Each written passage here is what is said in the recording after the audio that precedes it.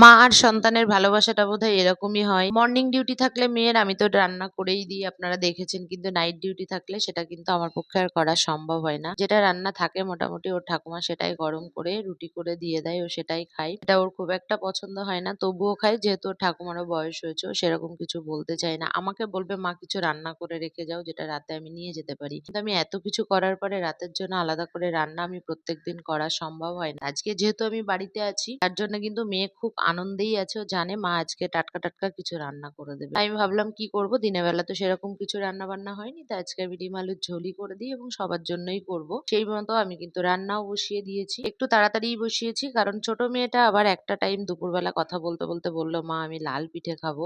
অনেকদিন খাওয়া হয়নি। তা আমি ভাবলাম বাড়িতে আছি যখন সবার মনের মতো একটু করেই খাওয়াই। তো ওর রান্নাটা কমপ্লিট করে দেওয়ার পরে কিন্তু পিঠেটাও দিলাম, যাতে আমার বড়টাও কটা খেয়ে যেতে পারে। প্রত্যেক মায়েরই সন্তানদের জন্য কোনো কিছু করতে, তাদেরকে মন মতো করে খাওয়াতে, সেটার যেন একটা আলাদা শান্তি অনুভব হয়।